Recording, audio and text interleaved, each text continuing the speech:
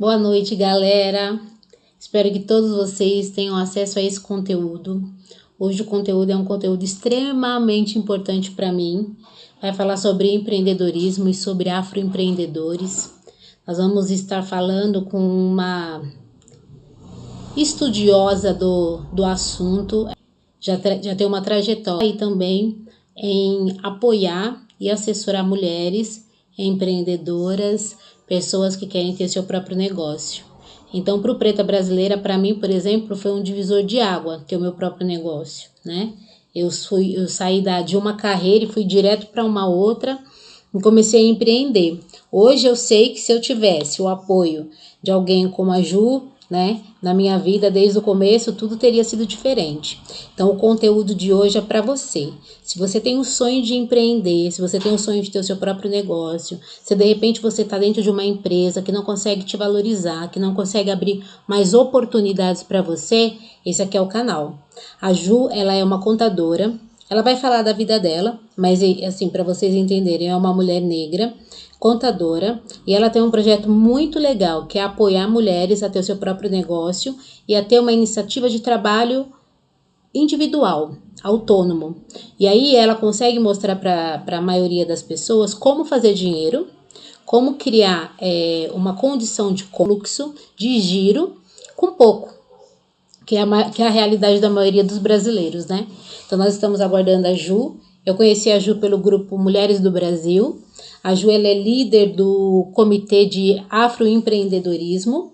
Lá as mulheres, elas dão muito apoio, muito suporte para que outras mulheres empreendedoras se conectem, se encontrem e criem através desse encontro apoio e consigam realmente praticar o Black Money, né? Então nós conseguimos entender por que a gente consegue, por que a gente não consegue praticar, mas enfim, essa é a proposta do Grupo Mulheres do Brasil. E aí a gente se encontrou e foi um encontro muito bom.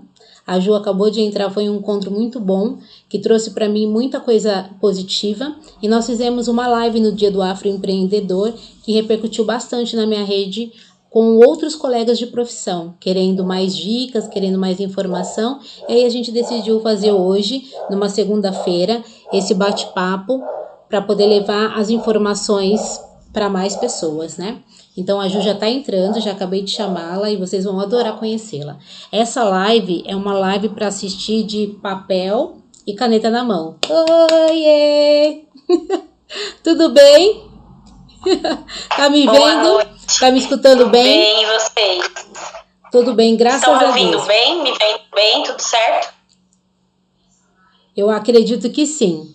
Gente, vai chegando, todo mundo que vai vendo aí já vai mandando aviãozinho, vamos chamar todo mundo que a gente conhece, coloca, aperta esse coração também pra gente poder subir no Ibope, porque essa live aqui merece.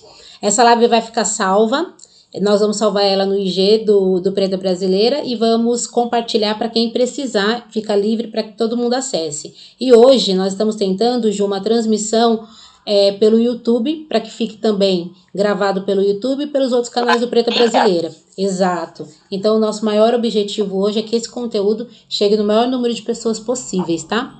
Então, hoje é segunda-feira, é dia do cabeleireiro tá em casa. Então, as trancistas estão em casa, os cabeleireiros, a maioria está descansando, às vezes a gente trabalha de domingo. Então, hoje é um dia livre para nós, né? Então, foi por isso que eu escolhi essa segunda-feira, para poder ter esse encontro com a Ju. Ju, se apresente para todo mundo, fale quem é você, as coisas que você faz, e vamos que vamos. Vamos que vamos. Pode se apresentar, fala o seu nome, por favor, e aonde que você nasceu. Eu vi que você estava me apresentando aí tão lindo, fiquei admirando. Boa noite, gente. Um prazer estar aqui com vocês, estar aqui nessa casa linda que é o Preta Brasileira e que eu super admiro. Né? Conforme a Leia estava me apresentando aí quando eu cheguei, eu sou a Juliana Lourenço. Eu sou contadora, sou empreendedora, sou nata, na verdade. E aí eu sou contadora desde 2005, tenho um escritório de contabilidade que tem 6 anos, sou coach, educadora financeira e mentora de empreendedoras também, né? Então, ao longo da minha carreira empreendedora, como contadora, quando eu abri minha empresa, eu vi algumas necessidades dos meus clientes e algumas dificuldades minhas enquanto empreendedora. Então eu comecei a estudar, comecei a ler, comecei a pesquisar, e aí no fim virei tudo isso daqui agora, né? Conforme ela falou, eu sou a líder do GT de Afroempreendedorismo, do Comitê de Igualdade Racial do Grupo Mulheres do Brasil.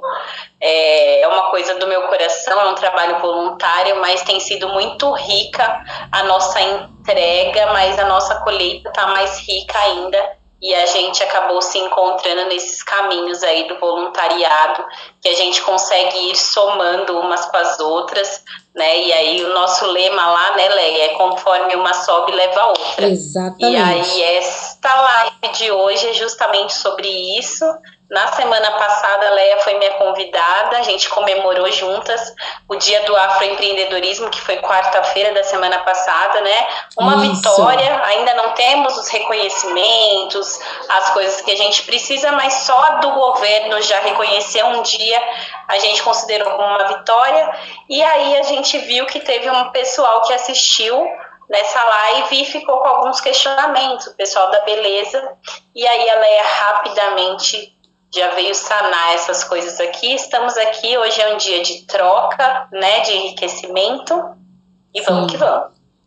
Ju, o que eu queria que você falasse muito a respeito do erro mais comum de quem começa a empreender. Porque assim, quando a gente decide que vai abrir um próprio negócio, nem sempre a gente tem tempo, né? Principalmente dentro da comunidade negra e afrodescendente, a gente empreende às vezes por necessidade. Então a gente não tem tempo de se preparar e não tem tempo e não tem dinheiro sobrando para poder se preparar bem, né? E aí a gente acaba sempre meio que desviando alguns caminhos e, por incrível que pareça, todo mundo desvia dos mesmos caminhos.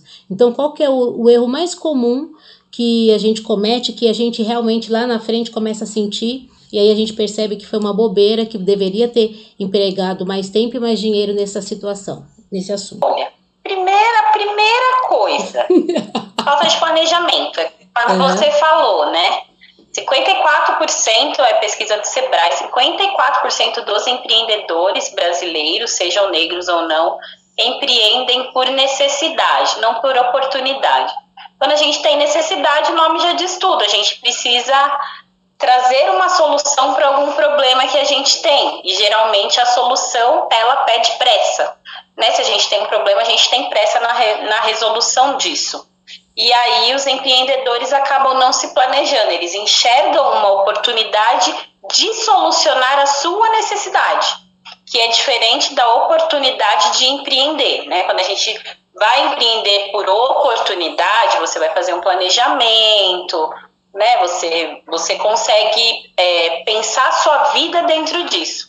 E aí quando a gente empreende por necessidade, não. Então o primeiro erro é a falta de planejamento, o que não significa que não dá certo, né? Muito dá certo, né?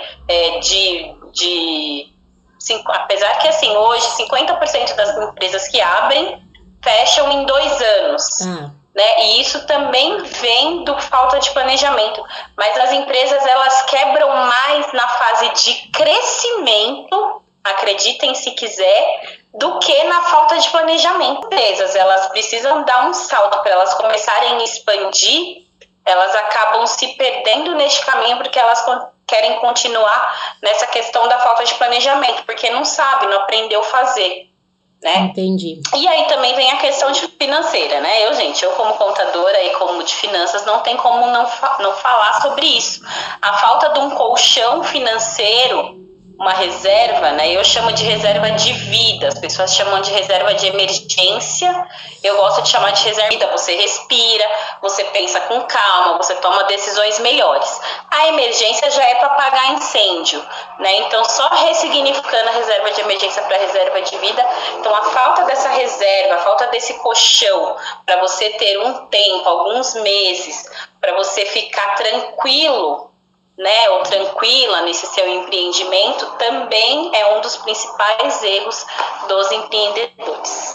Ju, aqui para quem está aqui assistindo a gente e que está enrolado, eu também estive enrolada, ainda estou saindo do meu emaranhado, tem como a gente sair do emaranhado, do rolo, da bagunça da empresa, sem um apoio de um gestor ou de um apoio de uma mentoria? Olha, tem. Eu sou mentora e eu vou falar a verdade para você. Tá. Tem, desde que você estude. O conhecimento é a chave de tudo. Né? Então a gente tem o quê? Tem um provérbio africano, até li agora há pouco. Eu acho que foi justamente para falar ele para vocês. Se você quer ir sozinho, se você quer ir devagar, vá sozinho. Se você quer ir rápido, vá longe. Então eu acho que a questão da mentoria é uma pessoa que já tem mais experiência, que ela conhece aquilo e ela vai te direcionar. Mas conhecimento é tudo. Né? Então, não tenho tempo, então vai estudar, mas seja disciplinado, se comprometa com o conhecimento. Né, essa questão da mentoria, do coach, né, essas coisas teoricamente são novas, só que não, né, na verdade só não eram nomeadas, mas a gente sempre teve alguém da família ou algum conhecido, um pai de um amigo que tinha uma empresa que de vez em quando você trocou uma ideia, um amigo, e aí a gente acaba ou não tendo mentorias com pessoas que a gente conhece. A realidade é essa, mas assim, o conhecimento, ele causa oportunidade, sim, de você ter sucesso. Sem dúvida. O que a gente não pode, enquanto empreendedores, é não estudar. Certo. E aí, o maior medo de todo mundo, e até mesmo dos que eu conheço, é a parte da regularização do negócio. Então, assim, no ramo de beleza, a maioria dos salões trabalham de forma sem registro, né? E aí, para mim, pro Preta Brasileira, tirar o CNPJ, sair do MEI pro Limitada, todos esses passos, eles eram passos com muito medo e com muita crença social. Todo mundo tinha uma dica para me falar que aquele caminho era um caminho perigoso para mim. Inclusive eu mesma, eu absorvi muito disso e achava que isso ia ser um grande problema, né? E aí eu queria muito saber para você, tem registro na história de grandes empresas sem registro? Tem como você realmente crescer? Porque assim, a sociedade prega tanto que é um problema você ter o CNPJ, né? Que é melhor ficar no clandestino, que aí você não tem que pagar nada. Mas tem como crescer desse jeito? Porque aí a pessoa que está aqui, ela precisa ter também esse discernimento de escolha, né? Eu vou continuar clandestino ou eu não vou continuar clandestino? Eu vou para regularização. Existe jeito de crescer sem regularizar?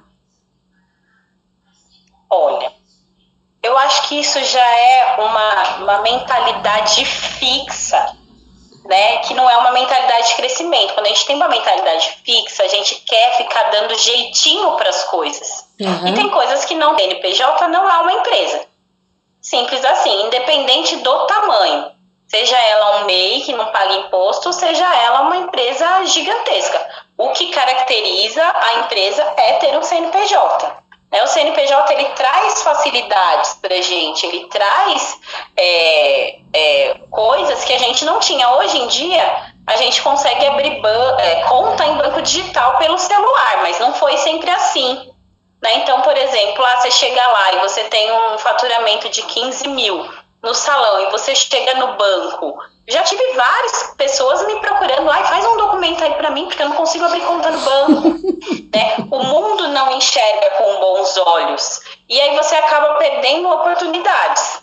Né? Então, eu acho que não tem como crescer uma empresa sem ser uma empresa, sem ser regular. Né? Eu sempre falo pra mulherada que vem falar pra mim, Ju, eu tô com um negócio aqui, que eu tô com um projeto, mas eu acho que eu vou estourar o MEI, aí eu vou ter que pagar imposto. Eu falo, glória a Deus, aleluia, bora estourar esse MEI aí e pagar imposto. Não é pelo imposto, mas é pelo crescimento. Né? O imposto, ele é uma parte do seu crescimento. Fazer o quê? O que o governo faz com a arrecadação não é um problema nosso, teoricamente, no sentido de crescimento. Né? O que não pode é a gente ficar bloqueando os caminhos. Eu acredito muito nessa questão da abundância também. Vou fazer errado, vou ficar dando jeitinho, eu prefiro resolver. Eu já vi caso aqui de pessoas, teve uma moça que me procurou no começo do ano de estética, e a Receita veio cobrar dela 330 mil reais de falta de declaração. Essa mulher está pagando 48 mil reais em imposto, porque ela tinha uma maquininha, ela fazia estética, esses negócios que são caros, criolipólise, um monte de coisa, né? E ao longo de 4 anos ela gerou 330 mil reais no CPF dela. Não tem problema que você não declarou.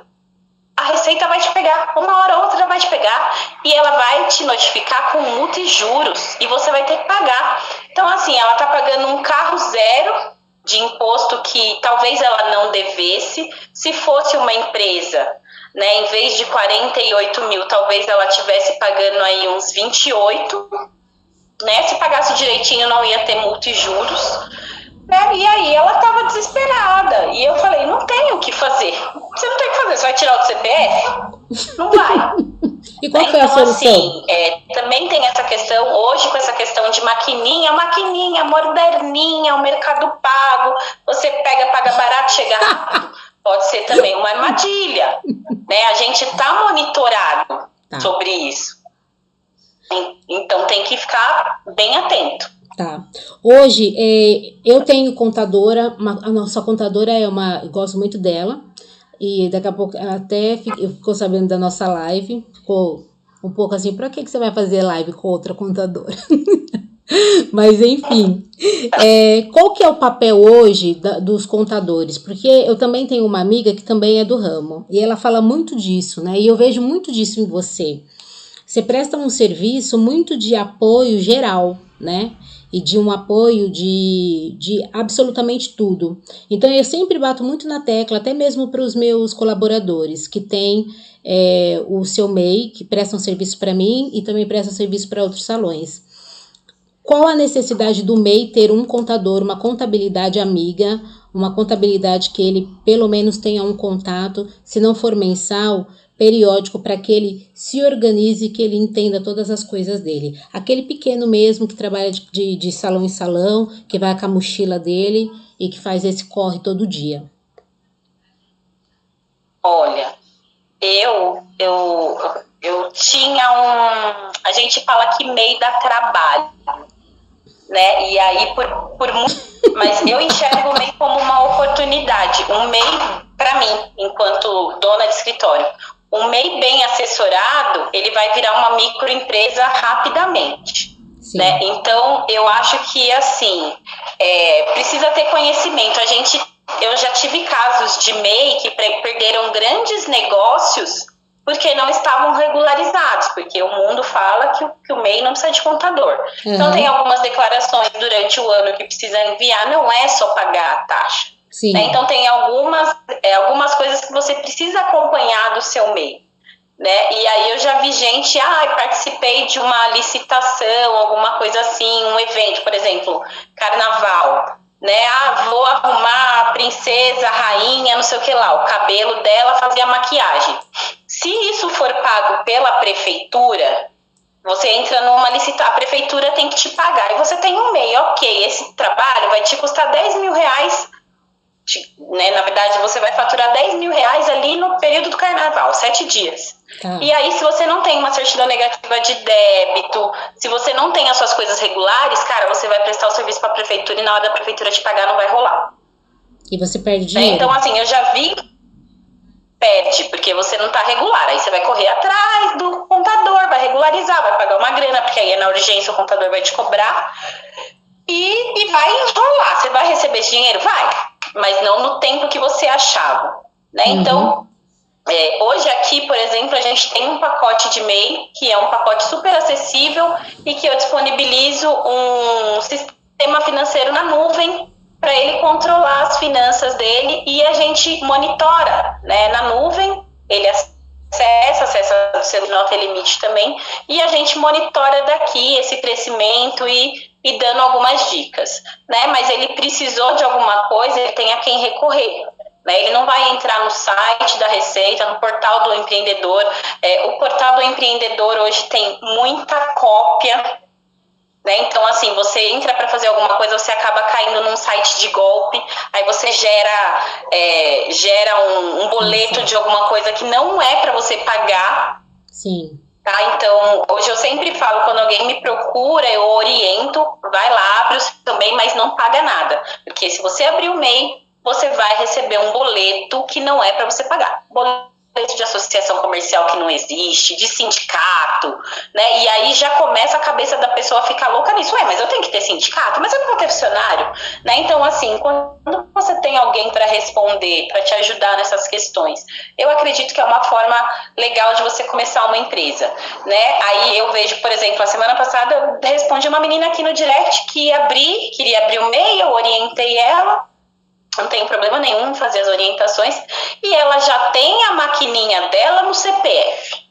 Aí eu falei, tá, você abre o seu MEI, abre a sua conta no banco e pede a sua maquininha pelo seu banco. Orientei o que eu acho para mim hoje que é o melhor banco e tal. Tava por dentro mais ou menos de algumas taxas de maquininha. Ela falou assim, não, porque eu já tenho a minha maquininha.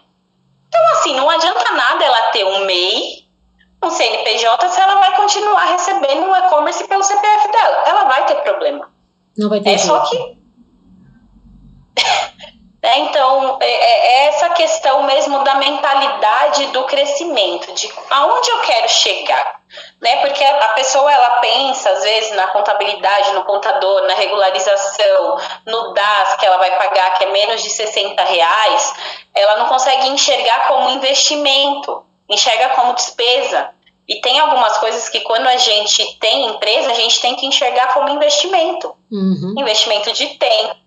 Você sair do Preta Brasileira, né, há meses atrás, para, por exemplo, participar de um evento, fazer um congresso, né, você tem que enxergar isso como um crescimento para o seu negócio. Você está estudando, mesmo que seja pago, mesmo que não seja uma coisa voluntária. Exatamente. Você está trazendo novidades. E tem muitas pessoas que não conseguem enxergar isso como investimento, né? A gente fica nisso e tem problema. Assim, é raro não rolar esses problemas.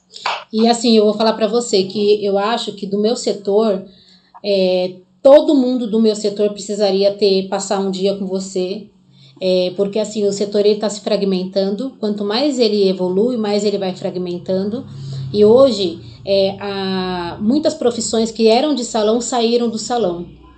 Então, maquiagem, por exemplo, Ju, é algo que os maquiadores fazem o dia inteiro, por fora, para fora, e prestando serviço para uma pluralidade de empresas que antigamente a gente não fazia. Então, às vezes é emissora de televisão, é para revista, é para noiva, é para um baile de debutante, é para uma festa, é para um condomínio. Então tem agora essas coisas assim. E aí o que eu vejo? Eu vejo muita gente migrando do salão, né, com aquela expectativa, não, agora vai, mas ele não tem esse conjunto de informações que ele precisa para ele poder dar esse plus, né, que o próprio segmento está oferecendo. Então não dá para perder mercado, eu também acho que tem que sair. Então se o salão se lá fora tem mais oportunidade, também tem que ir. E aí juntos saíram os ramos das manicures, né? Então as manicures elas também saíram, acabou criando-se as esmalterias. As esmalterias elas ficaram tão grandes em proporção do salão de beleza, com alongamento de unha, com várias coisas. E aí tem essa demanda de profissional. Especialista. Isso, que executa, mas que, por exemplo, não sabe calcular o seu custo, né? E aí eu queria muito que você entrasse nessa parte aí. Por exemplo, tem palheta de maquiagem de sombra que vai de R$300 a R$1.200, enquanto tem algumas de R$10, R$12. Né? E aí, durabilidade, resultado, papapá, eles sabem. Mas quando fazer o investimento, que momento se faz o investimento, se eu tenho o dinheiro, é para investir? A transista que, por exemplo, foi a domicílio, comprou o pacote, chegou lá, não pôs um valor em cima do pacote, está perdendo. E como que ela vai fazer esse cálculo de retorno, papapá? Existe modelo para isso? Né? Como que você chega e você começa a mostrar para essas pessoas como elas podem trabalhar o administrativo dessa pequena empresa que é a delas? A primeira coisa, antes dela fazer conta e decidir, é ela saber quem é o cliente. Né? Não adianta uma maquiadora investir 1.200 numa paleta se ela vai atender só na Zona Leste, né, sei lá, todos os dias. A maquiagem dela não é uma maquiagem que ela cobra R$300, é uma maquiagem que ela cobra 120, né? Então, assim, quem é o seu cliente? Primeiro, o intermediário atende o seu cliente, né? Porque, assim, quando eu pago uma maquiagem, eu quero ser bem maquiada, né? Não significa que eu precisa, que a maquiadora precisa estar lá com a Sephora, enfim, até porque às vezes nem tem produto para minha cara lá. Sim. Né? Já começando disso. Já começa disso. Né? Então, assim, quem é o cliente? O primeiro passo, quem é o seu cliente para você saber o quanto que você tem que investir? Tem que ter qualidade. Né? E aí, neste caso, também entra a questão de validade, né? Porque maquiagem tem validade, embora a gente não olhe isso. Eu aqui, vira e mexe, eu dou uma olhadinha aqui na minha bolsinha e eu tiro várias coisas vencidas. Né? Então, eu imagino quem compra de grandes quantidades, porque precisa ter essa variedade. Sim. Né? Então, assim, tem que entender quem é o seu cliente e qual é o giro do seu produto, para começar. E aí, sim, você vai pensar em como investir, em quanto investir e no que investir. E aí é possível, mas aí você tem que fazer esses cálculos. Né? Eu compro na esmalteria, por exemplo, eu compro um esmalte. O quanto tempo que demora para eu usar aquele esmalte? Né? Eu tenho uma cliente que é esmalteria. E aí, o que eu falo para ela? Ela faz uma compra lá que ela sabe o giro do salão dela, mas quando vai chegando uma determinada perto da compra dela de novo, ela começa a fazer postagens de tipo a cor da semana. Né? Então, assim, ela tem aquele, sei lá, 5 esmalte azul. Então, ela começa a ficar, a cor da semana é azul, a cor da semana é azul, e ela põe todas as unhas azuis que ela fez. Então, assim, ela acaba instigando as outras clientes que vão utilizar o azul, e assim ela vai utilizar aquele estoque dela. Né? Então, assim, também tem a questão da estratégia. Né? Então, quanto que custa... Posso investir, quanto tempo que demora para acabar. E se não for acabar, eu não posso perder, porque eu não posso jogar fora. Como que eu consigo acabar com esse estoque? Né? Aí a gente já vai para o marketing, já vai para o comercial, porque é tudo uma coisa integrada. Entendi. Né? A gente tem, mesmo sendo pequeno, tem que entender isso. Aí agora, essa pessoa que teoricamente é um MEI, que vai de um lugar para outro atendendo várias pessoas, tem que ter um valor que compense isso. Eu sempre penso que o serviço a domicílio, ele é um serviço VIP.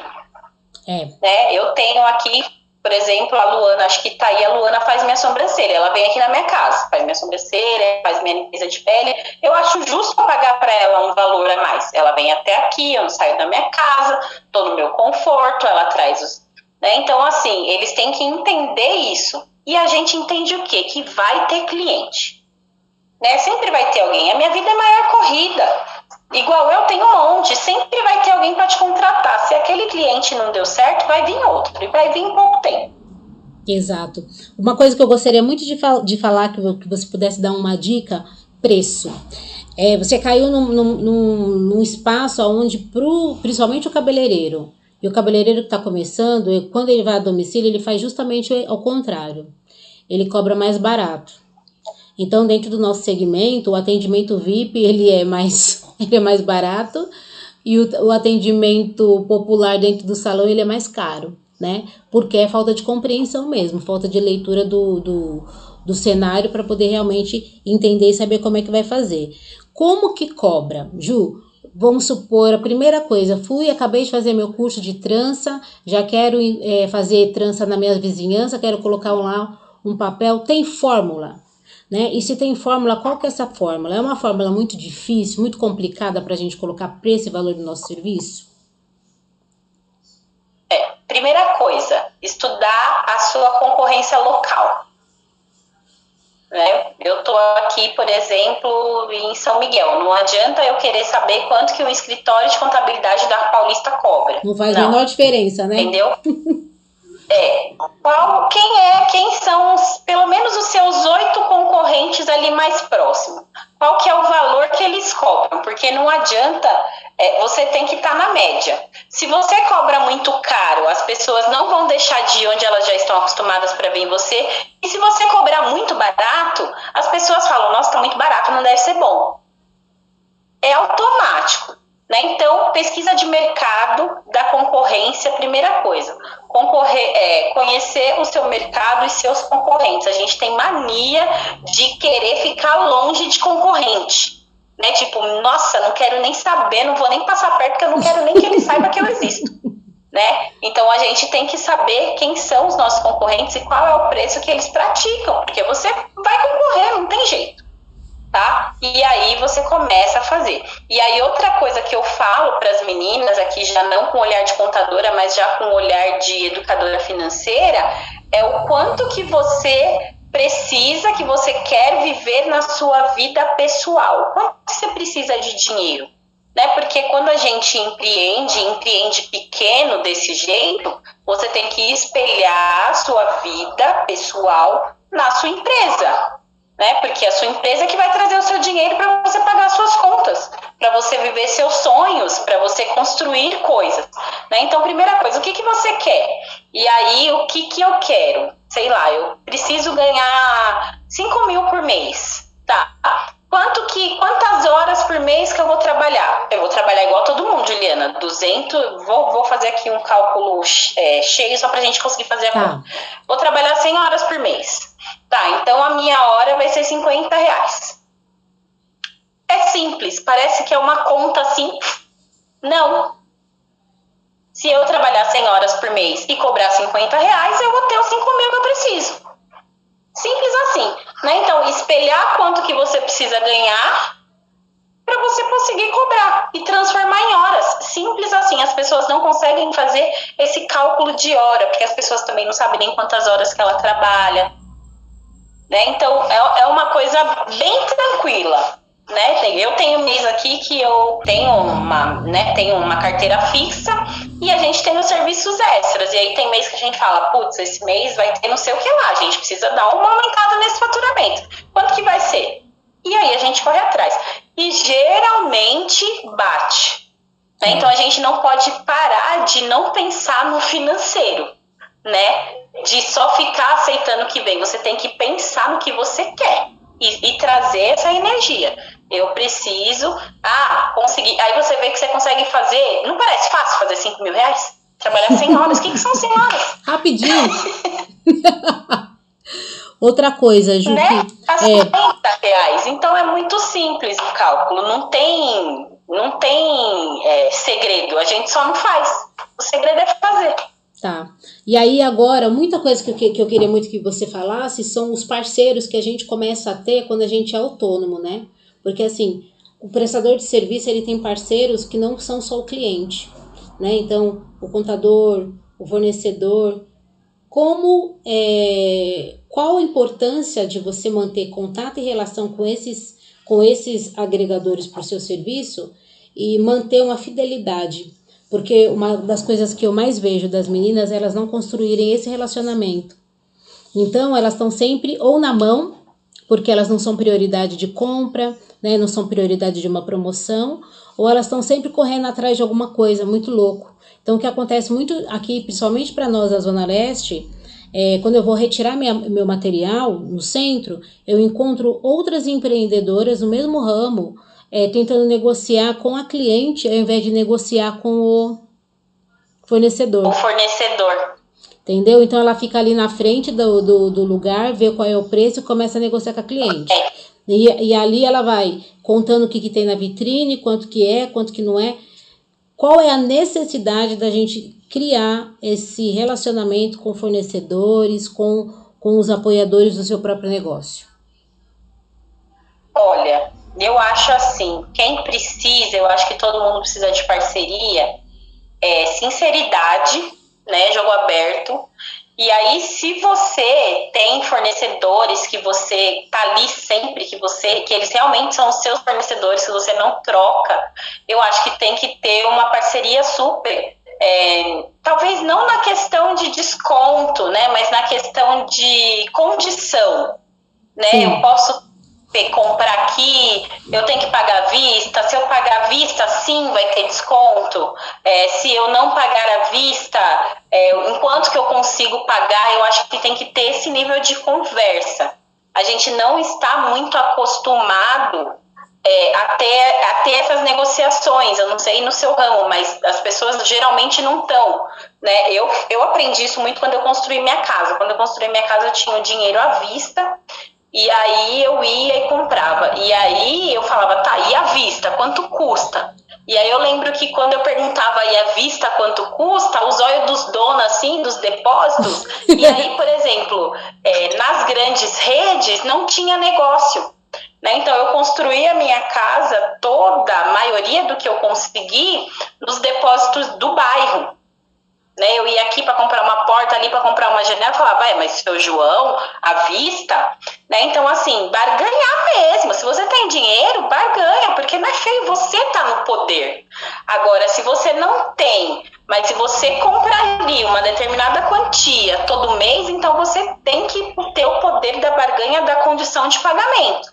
Né? E aí, para cliente, cara, negociar com cliente, eu acho que a gente negocia assim. Eu tive negociações com os meus clientes de redução de valor agora na pandemia, né? Mas assim, eu fiz durante 3 meses, eu fiz uma redução que estava dentro da minha margem de lucro, né? Espontânea, e depois alguns precisaram que eu diminuísse um pouco mais.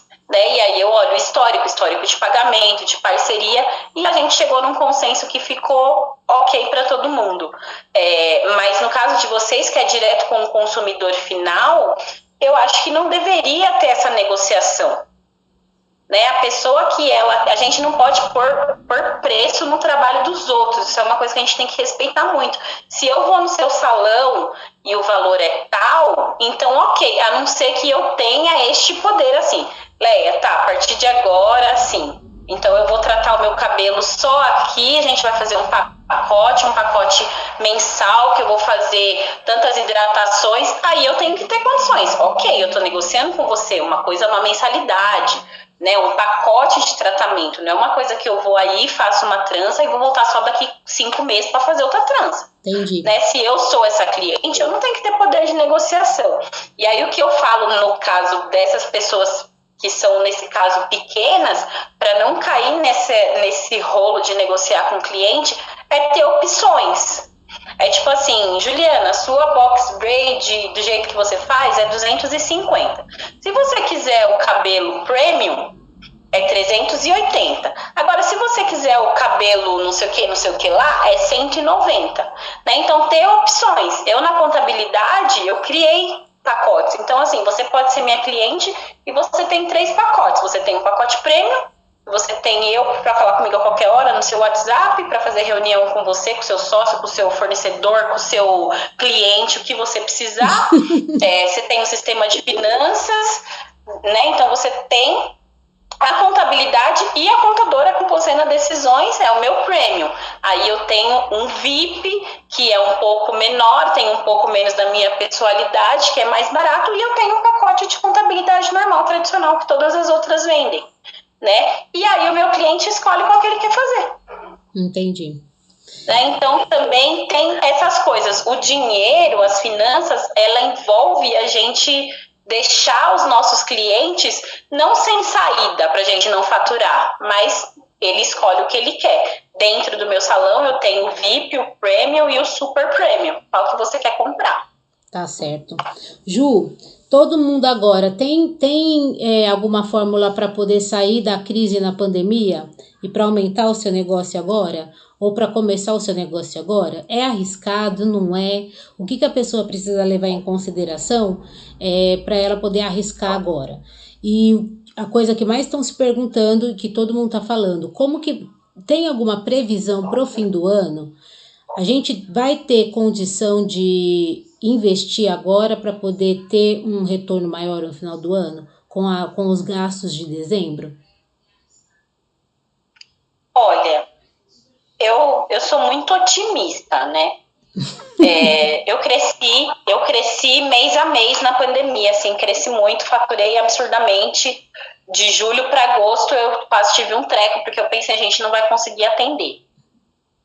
Então, é diferente do ramo da beleza. Eu tenho clientes da beleza, também tenho clientes de esporte, academia, que foram altamente prejudicados. Sim. Mas eu acredito que sim, né? Se você tem uma carteira de clientes, que você tem os contatos do seu cliente, se você ficou perto desse cliente e se você tem um plus a mais, não, você não vai ter problemas, né? É esquecer o nome da crise. A única coisa que eu não indico para quem não precisa é não pegar empréstimo. Tá. Né? Tem algumas linhas de crédito aí que o governo vem falando, juros baixos, mas são muitos anos. Né? Então, assim, se não precisa, não pega. Né? Vai vivendo, analisa custo, o que dá para você diminuir, o que dá para eu aumentar, o que eu não fazia